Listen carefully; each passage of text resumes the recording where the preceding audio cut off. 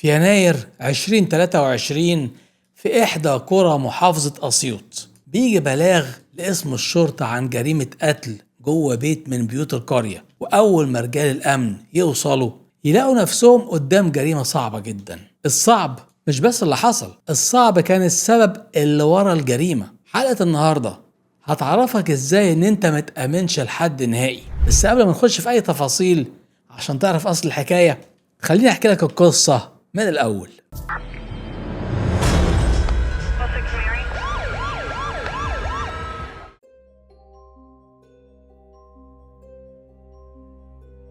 لو انت من متابعين القصة من الأول اللي مش بيفوتوا حلقة، خليك من VIP واشترك كعضو منتسب. هتاخد العرض الأول وتشوف القصة قبل أي حد. رابط الانتساب تحت في صندوق الوصف وكمان في أول تعليق مثبت. قبل ما نبدأ قصتنا النهاردة، حابب أفكرك إن عرض حلقات برنامج القصة من الأول بيكون كل يوم حد وخميس الساعة 10 بالليل. يلا بينا نبدأ قصتنا. تبدأ حكايتنا بدخول رجال الشرطة عشان يعاينوا الجريمة. لقوا إن القتيلة ست موجودة في بيتها وجوه أوضة نومها، وفي آثار طعنات كتير في منطقة الصدر والبطن، وكان في برضو إصابات واضحة وكدمات في وشها، وأيضا في إصابة شديدة في الرقبة لدرجة إن الوضع كان إن الرقبة قريبة إنها تنفصل عن الجسد. المشهد بيأكد إن اللي حصل ده كان حادث بشع بهدف الانتقام، مش مجرد اعتداء بهدف السرقة. هنا بقى المباحث بدأت تجمع معلومات عن صاحبة البيت اللي اتضح إن اسمها صفاء، ربة منزل عمرها 37 سنة ومتجوزة من واحد اسمه سيد، وعندها منه 5 ولاد، بنت و4 أولاد. وبسؤال الجيران يعرفوا إنه اللي بيقعد معاها طول الوقت هي بنتها الكبيرة اللي اسمها أسماء. لكن المباحث ما عرفتش تاخد من أسماء أي أقوال في اللحظة دي، لأنها كانت في حالة انهيار تام ومش عارفة تتكلم. هنا بقى بدأ رجال الأمن يسألوا عن أول حد اكتشف اللي حصل. فواحد من الموجودين اتكلم وقال إنه أخو صفاء، وبيقول إن بيته قدام بيت أخته على طول. وقال لهم لما كان قاعد في بيته سمع فجأة صريخ عالي جدا، فبص من الشباك فلقى مصدر الصوت جاي من بيت صفاء، فنزل بسرعة ناحية البيت ولقى باب البيت مفتوح، ولقى أسماء بنت أخته قاعدة قدام باب أوضة والدتها وشكلها متجمدة من الخوف والصدمة. فدخل يشوف أخته فلقاها بالمنظر البشع اللي احنا حكينا عنه، وبعدها على طول بلغ جوزها واتصل بالنجدة. بدأت بقى المباحث تسأله عن أي ملاحظات غريبة شافها أما كان نازل أو هو داخل. سيد قال إن هو خارج من بيته شاف خليفة، وخليفة ده ابن أخو سيد جوز صفاء. خليفة كان واقف قدام البيت وشكله متوتر وهدومه كانت مليانة دم، وأول ما شاف سيد جري واختفى في ثواني. طبعا المعلومة دي معلومة مهمة جدا هتفيد المباحث في شغلهم. المباحث كملت أخذ أقوال أهل البيت والجيران، وبعد كده النيابة أصدرت قرار بنقل الجثمان للمشرحة. وهنا بقى القوى الأمنية ترجع للاسم ويتم تحرير المحضر واستدعاء الزوج اللي اسمه سيد عشان يتخذ أقواله. أما جم ياخدوا أقوال سيد قال إنه ما يعرفش أي حاجة عن اللي حصل، وقال إنه في اليوم ده خرج من البيت الصبح وراح على شغله ومراته كانت كويسة وقت ما سابها. لا لحظة كده يا أستاذ ياسر، قبل ما نكمل، هو أنت عملت لايك؟ طب اعمله دلوقتي عشان نكمل القصة. وبعد كده اتفاجئ بمكالمة جايله من أخوه بيبلغه إن صفاء اتقتلت. ولما اتسأل عن علاقات صفاء بالناس قال لك إنها كانت طيبة وبتساعد اللي حواليها، وكان أسلوبها محترم مع كل الناس ومعروفة وسط الناس إنها عمرها ما اتأخرت عن حد محتاج، وإنه برضه ما كانش عندها خلافات مع أي حد، وإن المشكلة الوحيدة اللي كانت موجودة كانت مع خليفة ابن أخوه، وبيوصفها إنها مشاكل عائلية بتحصل في كل بيت.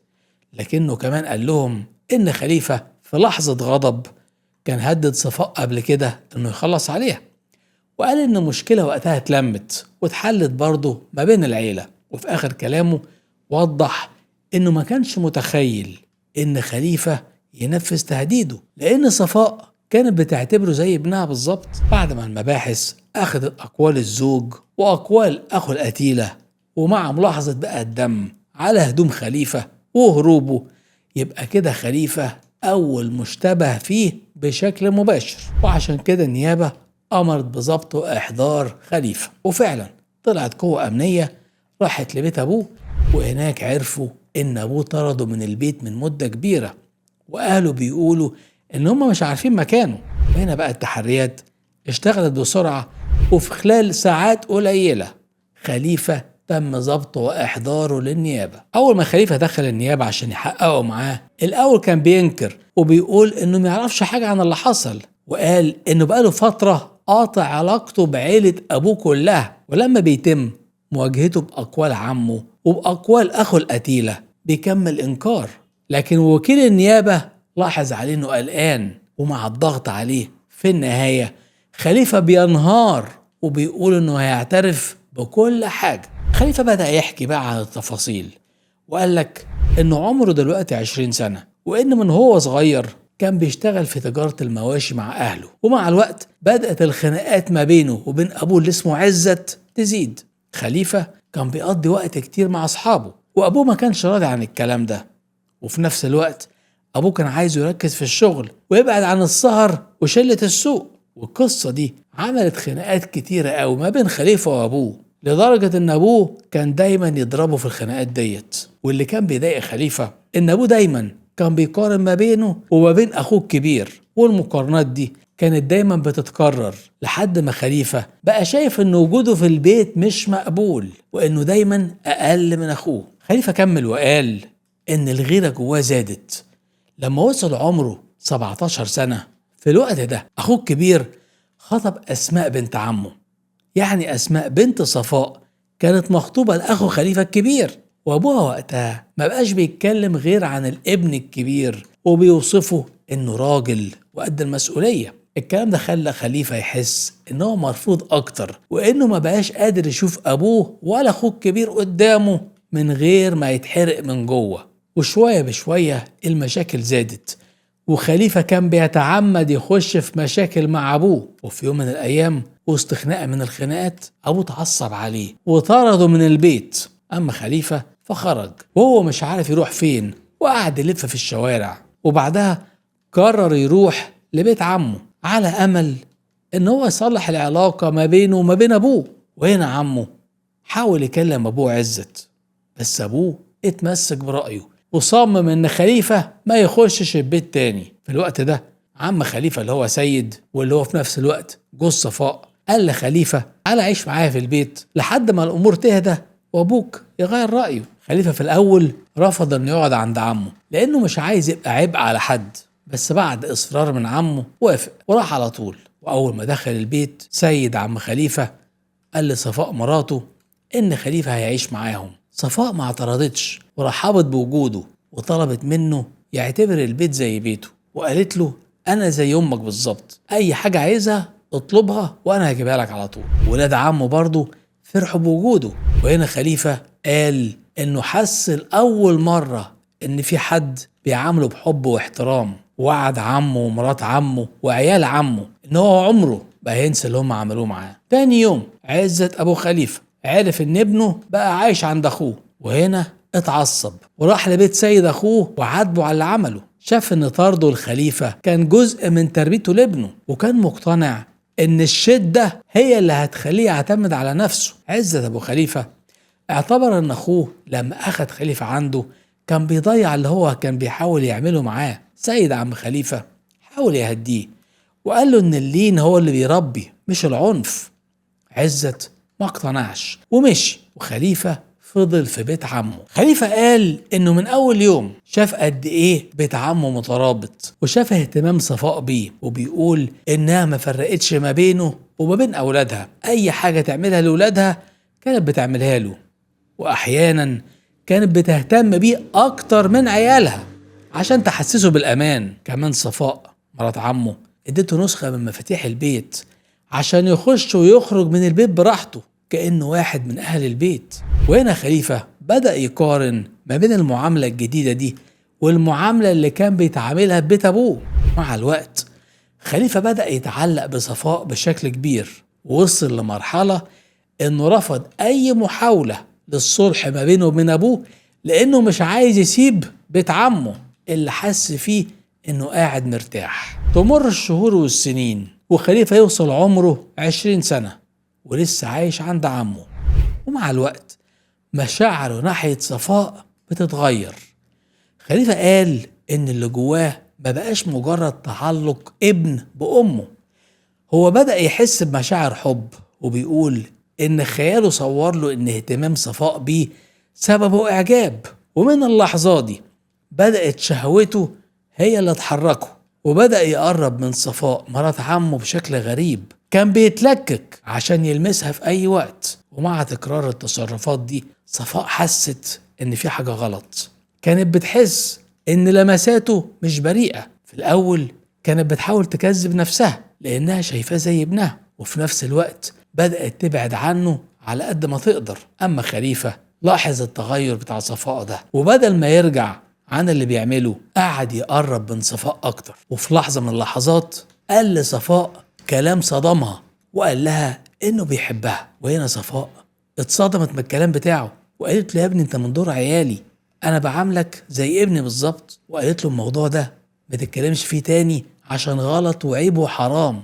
خليفة سمع الكلام ده وما عجبهوش. في نفس اللحظة حاول يعتدي عليها، وهنا صفاء ضربته بالقلم على وشه وطردته من البيت. واستنت لحد ما سيد جوزها رجع وحكت له على كل اللي حصل. سيد جوز صفاء سمع الكلام وتعصب جدا، وخرج من البيت جري على بيت اخوه عزت عشان يحكي له على اللي عمله خليفة ابنه. وهنا عزت ابو خليفة عاتب اخوه سيد وقال له: انا حذرتك من البداية انك تدخل خليفة بيتك وتعيشه معاك. وفي النهاية قال له انه ما يقدرش يساعده في حاجة لانه اصلا ما يعرفش مكان ابنه خليفة.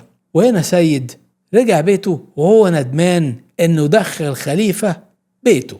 اما خليفة فبقى مرمي في الشارع مطرود ومش لاقي مكان ينام فيه، وبقى بينام في الشارع كل يوم. بس خليفة بدل ما عقله يرجع له ويفكر في الغلط اللي عمله، لا، ده بدأ يحس ان صفاء هي اللي اهانته، وبدأ يحس انه مرمي في الشارع بسبب صفاء. وتمر الايام والفكرة تتطور في دماغه انه عايز ينتقم من صفاء. وهنا خليفة افتكر انه لسه معاه نسخة مفاتيح البيت اللي صفاء ادتها له، فيقدر يخش في اي وقت. فراح اشترى آلة حادة واتحرك ناحية بيت عمه.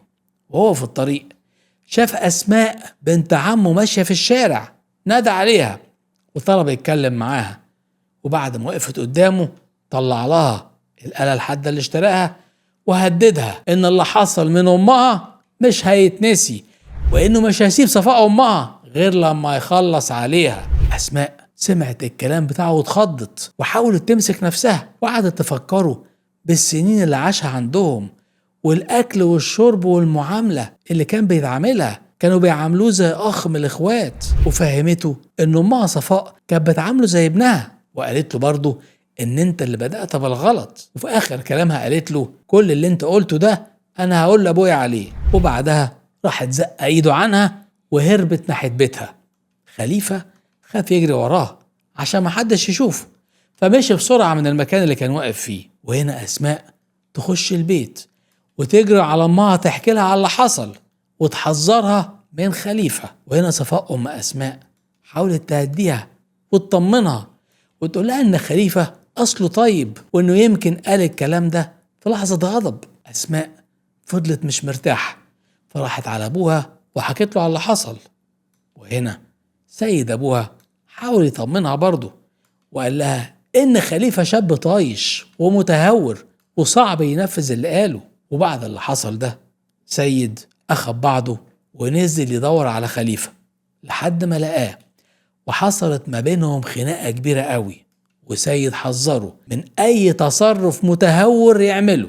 وهنا خليفة قال له: اللي أنا قلته الأسماء ده كان هزار. وهنا سيد سابه يمشي، لكن خليفة مرجعش على اللي في دماغه وحاول ينفذ تهديده أكتر من مرة، وفي كل مرة توقفه حاجة. مرة وهو رايح ينفذ تهديده يقابله حد من قرايبه فيرجع، ومرة يوصل لغاية بيت صفاء يلاقي سيد جوزها موجود فيرجع، لحد ما قرر مرة ينفذ خطته الصبح بدري ويستغل إن سيد في الشغل وإن أولاد عمه الصغيرين في مدارسهم.